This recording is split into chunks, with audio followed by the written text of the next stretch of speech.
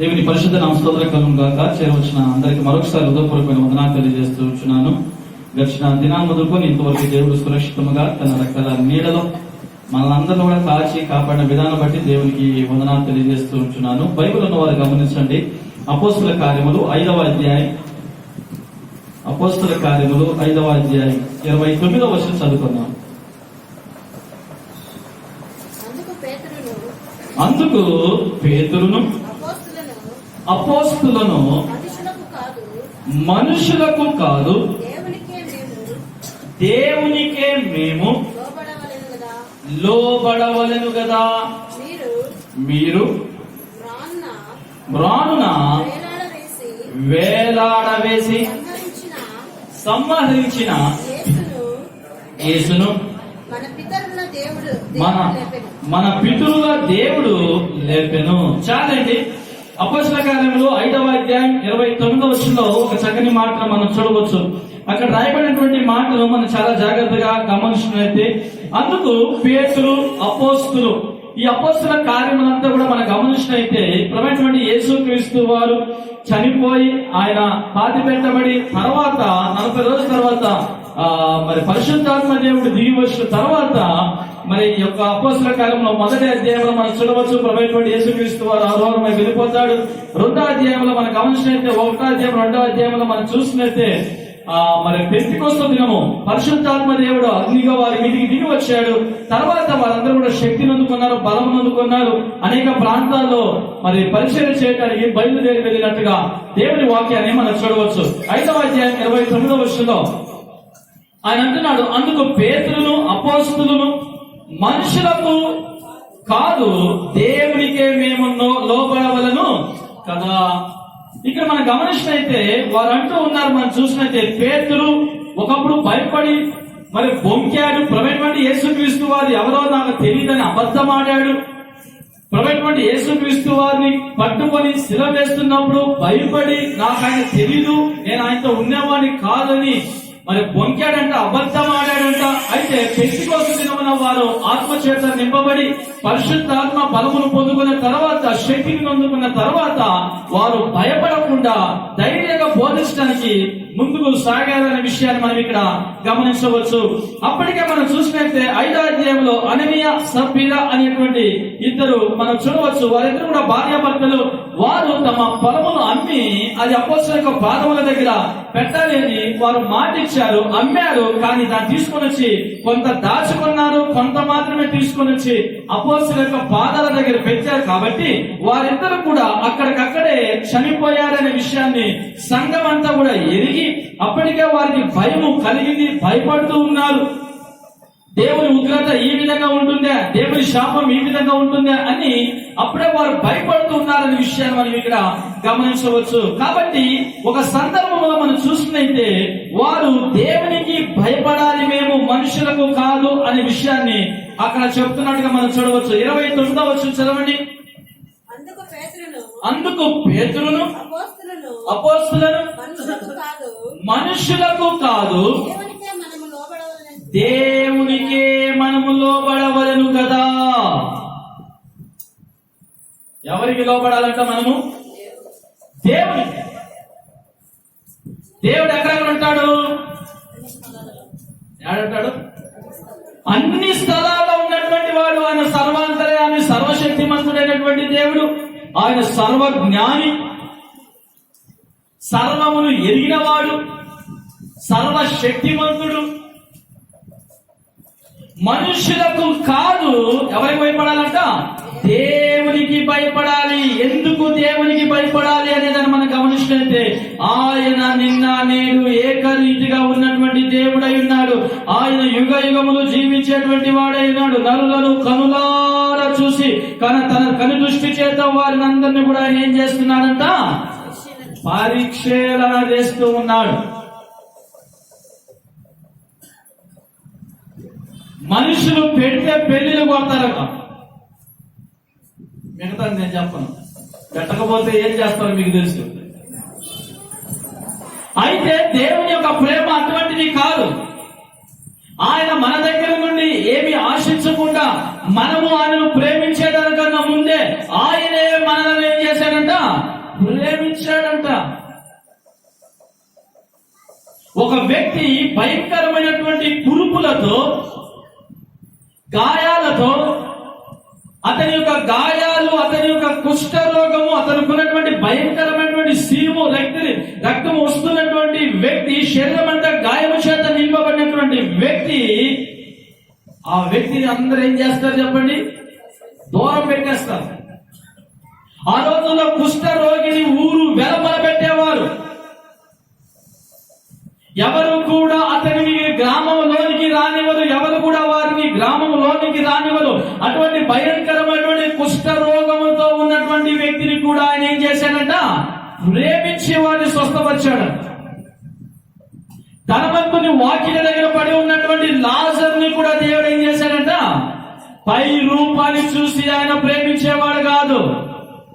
మన రంగును చూసి, మనకున్నటువంటి ధనమును చూసి, మనకున్నటువంటి ఆస్తిని చూసి, మనకున్నటువంటి అందమును చూసి, మనకున్నటువంటి జ్ఞానమును చూసి ఆయన మనలను ప్రేమించేటువంటి దేవుడు కాదు. దేవుని వాక్యం సెలవిస్తుంది. ఇక్కడ మనం గమనించినైతే ఆయనకు మనము భయపడవలను, ఆయనకు మనము విధేయత చూపించాలి.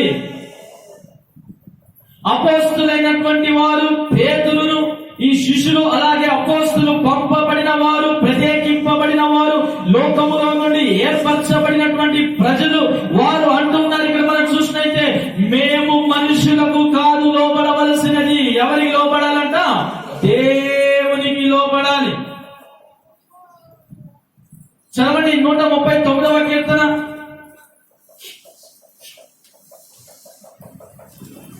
నూట 139వ కీర్తన 1వ వచనం.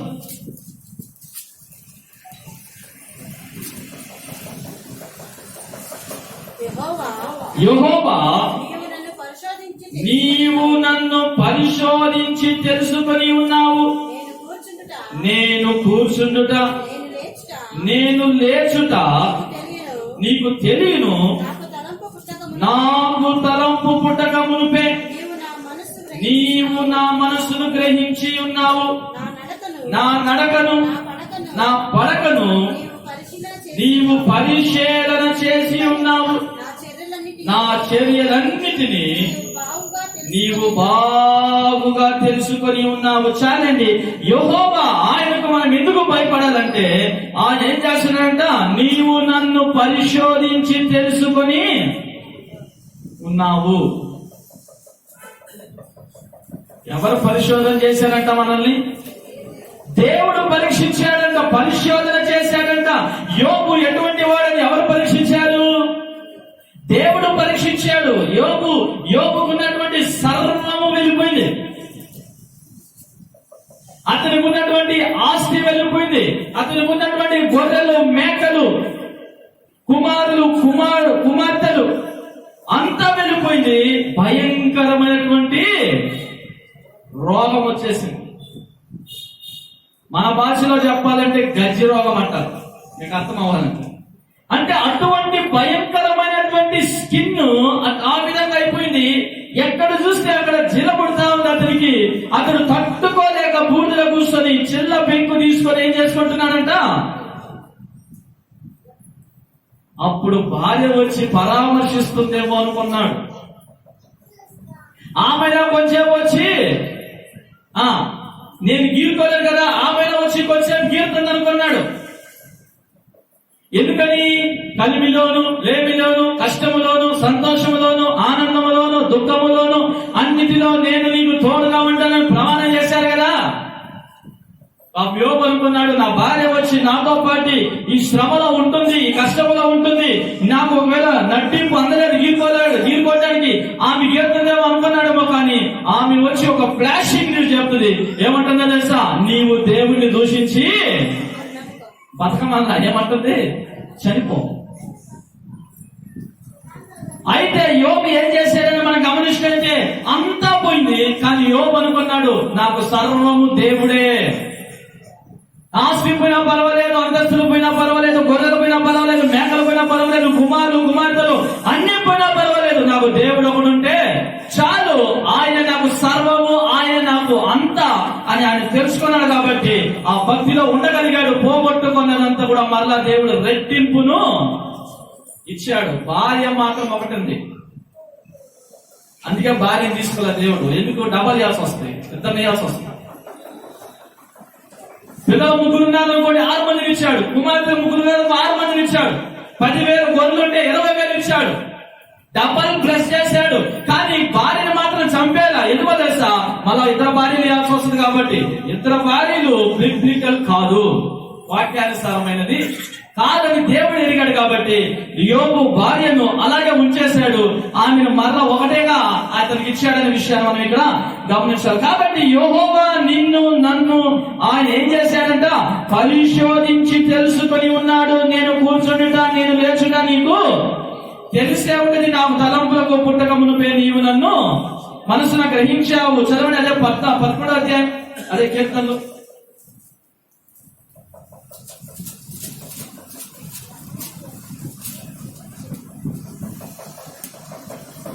11:4. యెహోవా తన పరిశుద్ధ ఆలయములో ఉన్నాడు. యెహోవా సింహాసనము ఆకాశమందున్నది. ఆయన నరులను కనులారా చూచుచున్నాడు. తన కను దృష్టి చేత ఆయన వారిని ఏం అవసరం లేదు దేవునికి. స్కానింగ్లు, బ్లడ్ టెస్టులు, ఈసీజీలు, ఎకోలు, ఎంఆర్ఐ, సిటీలు ఇవన్నీ ఏం అవసరం లేదు. ఒక వ్యక్తిని అలా ఆకాశంలో నుండి అలా చూశాడంటే దేవుడు ఏం చేశాడంట? అతని గురించి పూర్తిగా తెలుసుకుంటాడు దేవుడు. యెహోవా సింహాసనము ఆకాశమందున్నది. ఆయన నరులను ఏం చేస్తున్నాడంట? కనులారా చూస్తూ ఉన్నాడు. తన కను దృష్టి చేత ఆయన వారిని పరిశీలన చేస్తూ ఉన్నాడు. నువ్వు దేవునికి లోబడుతున్నావా లేదా అని, నువ్వు దేవునికి విధేయత చూపిస్తున్నావా లేదా అని. అబ్రహామును దేవుడు ఎందుకు ఆ విధంగా ఆశీర్వదించాడంటే అబ్రహాము దేవుడు పిలిచినటువంటి పిలుపునకు లోబడ్డాడు. అబ్రహాము సర్వమును విడిచిపెట్టమంటే సర్వమును విడిచిపెట్టాడు. నువ్వు లేచి నడవంటే లేచి నడిచాడు. ఎక్కడికి, ఏంటి, ఎప్పుడు, ఎలా అని ఏమి అడగకుండా వెళ్ళాలి అన్నటువంటి స్థలానికి వెళ్ళిపోయాడు. సర్వమును విడిచిపెట్టి దేవుడు చెప్పినటువంటి ఆజ్ఞ ప్రకారంగా విధేయతను చూపించి వెళ్ళగలిగాడు. ఈ రోజు మనం ఇంట్లో కూర్చొని ప్రభువా అబ్రహామును ఆశీర్వదించినట్టు నన్ను ఆశీర్వించవా? అబ్రహాము చేసిన త్యాగాలను నువ్వేం చేశావని, అబ్రహాము చేసినటువంటి విశ్వాసంలో నీకున్నటువంటి విశ్వాసం ఎంత? దానియేలు ఇచ్చినటువంటి జ్ఞానం నాకు ఇవ్వా? దానియేలు చేసిన త్యాగాలు నువ్వేం చేశావు? ఆ రోజున మనం గమనిస్తే వారికి ఉన్నటువంటి విధేయత, వారు దేవుని పట్ల చూపించినటువంటి భక్తి, విశ్వాసము, లోబడేది, వారికి ఉన్న విధేయతను మనం ఇక్కడ చూడాలి. అపోస్తులు అలాగే పేతులు ఏమంటున్నారు మనం గమనించినట్టే, మనుషులకు కాదు మనము లోబడాల్సి ఉన్నది. ఎవరికి లోబడాలంట? ఎందుకు ఈ మాట అన్నాడంటే మనుషులకి లోబడొద్దని కాదు, కానీ మనుషులు ఉన్నప్పుడు లోబడే తత్వం, మనుషులు వెళ్ళిపోయిన తర్వాత లోబడకుండా ఉండేటువంటి వేషాలు వద్దని. మనుషులు మిస్ వచ్చినప్పుడు ఒక డిసిప్లిన్, మిస్ బయటికి వెళ్ళిపోయిన తర్వాత ఇంకొక డిసిప్లిన్. మీ మేనేజర్, మీ బాస్ వచ్చినప్పుడు పనిచేస్తావు, మీ బాస్ మేనేజర్ వెళ్ళిపోయిన తర్వాత పనిచేయవు. మీ పైనటువంటి అధికారులు వచ్చినప్పుడు నువ్వు పనిచేస్తావు, నీ అధికారులు వెళ్ళిపోయిన తర్వాత పనిచేయవు. అంటే అన్ని సమయంలో ఒకే రీతిగా ఉండాలి. కాబట్టి మనుషులు ఈ రోజు ఉంటారు, రేపు వెళ్ళిపోతారు. వారు సర్వాంతరమేమీ కాదు, ఒకే స్థలంలో ఉండేవారు, అన్ని స్థలాల్లో ఉండేటువంటి మనుషులు కాదు. కానీ దేవుడు అన్ని స్థలాల్లో ఉన్నటువంటి దేవుడు కాబట్టి ఆయన యందు మనము భయభక్తులు కలిగి ఉన్నట్లయితే, ఆయనకు మనం విధేయతను చూపించేటువంటి వారిగా ఉన్నట్లయితే మనము దీవింపబడతాం, ఆశీర్వదింపబడతాం అనేటువంటి విషయాన్ని ఇక్కడ చెప్పడానికి ఆయన ఇష్టపడుతూ ఉంటున్నాడు. చదవండి 11వ అధ్యాయం, అదే కీర్తన గ్రంథం 11వ అధ్యాయం 3వ వచనం. పునాదులు పాడైపోగా నీతిమంతులేమి చేయగలరు? ఏం పాడైపోతున్నాయంట? బేసిక్ డాక్టరీనే లేదు, పునాదే లేదు. పునాది క్రీస్తు అనేటువంటి బండ మీద వేయబడినటువంటి పునాదిగా మీరు మీ పిల్లలు ఉండాలని దేవుడు ఆశిస్తూ ఉన్నాడు. ఎక్కడ వేసుకుంటున్నాము పునాది? సీరియల్ మీదనా, సినిమాల మీదనా, లేకపోతే ఐహిక విచారముల వలన, ధనమోహము వలన, లేకపోతే ఈ లోకమైనటువంటి స్నేహితుల పైన, స్నేహం పైన ఎక్కడ మన పునాది ఉంది అనే విషయాన్ని మనం గమనించాలి. మన పిల్లల పునాది కూడా మనం క్రీస్తు అనేటువంటి బండ మీద మనం వేయాలి. ఒకవేళ పునాదులు పాడైపోయినట్లయితే ఏమవుతుందంట? నీతిమంతులు ఏం చేయలేరు.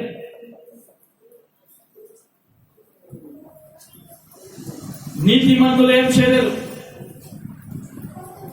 చెడులు మీకు తెలుసు, అది లోపల చెట్టును ఏం చేస్తుంది? తినేస్తుంది. బయట చూడడానికి చెట్టు బాగానే ఉంటది, అంతరంగంలో ఆ పురుగు ఏమైపోతుందంట? లోపల మొత్తం ఏమైపోతుంది? అంత గ్యాప్, చెట్టును తినేసి ఉంటుంది, అంత హోల్. అప్పుడు ఒక పెద్ద గాలి వచ్చినా, అప్పుడు ఒక పెద్ద వర్షం వచ్చినా, గాలి అలా ఇలా విసిరినా అప్పుడు ఆ చెట్టు ఎలా ఉండదు? బలంగా ఉండదు. కారణం ఏంటి? పునాది ఎలా ఉందంట? బలంగా లేదు కాబట్టి. అందుకనే దేవుని వాక్యం సెలవిస్తుంది, పునాదులు పాడైపోగా నీతిమంతులేమి. నువ్వు సీరియల్ వేస్తే కదా నీ పిల్లోడు చూసేది, నీ పిల్ల చూసేది. నువ్వు ఒరే తసే గిసే అంటే కదా ఓడనేది, పాప అనేది. డిక్షనరీలో చదువుకొని వస్తారా బూతులు? చెప్పండి. పునాదులు తల్లిదండ్రులు పాడైపోయినట్లయితే వారి పిల్లలైనటువంటి వారికి ఏముండదంట? ఏం చేయలేరు. అదే మార్గాన్ని వెళ్ళిపోవాల్సి వస్తుంది. మీకు తెలుసో తెలీదో, బైబిల్లో మనం గమనించినట్లయితే ఒక తరం వచ్చింది, యెహోవాను ఎరుగని తరము, ఒక జనరేషన్.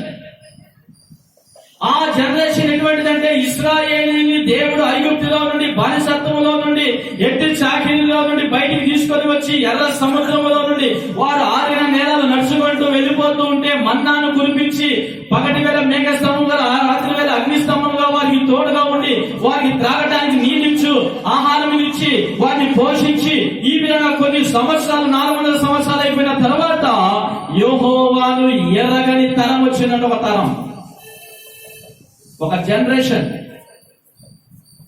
వారి పితరులందరూ కూడా మరణించారు, వారి పిల్లలు వచ్చారు, వారు మరణించారు, వారి పిల్లలు వచ్చారు, వారు మరణించారు, వారి పిల్లలు వచ్చారు. యెహోవా ఎవడో నాకు తెలియదు అని అక్కడికి వచ్చేసారు. వారి హిస్టరీ ఏంటి? అసలు యెహోవా అనే వారి ఐగుప్తు దేశంలో నుండి బయటికి తీసుకొని వచ్చింది. కాబట్టి దేవుని వాక్యం సెలవిస్తుంది, ఇక్కడ మనం గమనించినట్లయితే పునాదులు పాడైపోగా నీతిమంతులు ఏమి చేయలేరు. ఏం చేయగలరు? ఏమి చేయగలరు. కాబట్టి దేవుని వాక్యం సెలవిస్తుంది, మనం గమనించాల్సింది ఏంటంటే, మన పిల్లలకు మనకు భయపడే దానికంటే దేవునికి భయపడే వాళ్ళకి మనం నేర్పించాలి. ఎందుకని? తల్లిదండ్రులు అన్ని సమయాల్లో పిల్లలతో ఉండలేకపోవచ్చు, తల్లిదండ్రులు అన్ని సమయాల్లో పిల్లలతో కలిసి ఉండలేకపోవచ్చు, వారితోనే ఉండలేకపోవచ్చు. ఒకవేళ వారు అక్కడ స్కూల్కి వెళ్ళొచ్చు, మరొకటి కాలేజీకి వెళ్ళొచ్చు, లేకపోతే ఉద్యోగానికి వెళ్ళొచ్చు, లేకపోతే ఊరికి వెళ్ళొచ్చు. ఎక్కడికైనా వెళ్ళినప్పుడు వారు ఒంటరిగా ఉన్నప్పుడు, నేను ఒంటరిగా లేను, దేవుడు నన్ను చూస్తున్నాడు అనేటువంటి విత్తనాన్ని వారి హృదయంలో విత్తినట్లయితే వారు ఎల్లప్పుడూ కూడా దేవునికి భయపడుతూనే ఉంటారు, ఎల్లప్పుడూ దేవునికి లోబడేటువంటి తత్వం కలిగి ఉంటారు. అందుకనే చాలా మంది ఏం చేస్తారో తెలుసా? వారు ఫ్రెండ్స్ తో కలిసి తిరుగుతూ ఉన్నప్పుడు పిల్లలు వారు బాగా మాట్లాడుకుంటుంటారు, వారికి ఇష్టం వచ్చినటువంటి మాట్లాడుతూ మా డాడీ వచ్చిండు అంటే, డాడీ వచ్చినప్పుడు ఒక విధంగా, డాడీ లేనప్పుడు ఇంకొక విధంగా. డాడీ వచ్చాడు, వెళ్ళిపోయాడు, ఆ సమయంలో డిసిప్లిన్ చూపిస్తున్నావు, ఆ సమయంలో డాడీకి మంచి విధేయతలు చూపిస్తూ ఉన్నావు. డాడీ వెళ్ళిపోయిన తర్వాత, కాబట్టి దేవుడు అన్ని సమయాల్లో ఉంటాడు, అందరినీ చూస్తూ ఉంటాడు, ఆయన కనులారా చూస్తున్నాడు అనేటువంటి విషయాన్ని పిల్లలకు మనం చెప్పినట్లయితే వారు పాపము చేయలేరు, పాపము చేయజాలరు, పాపంలోకి వెళ్ళలేరు అనే విషయాన్ని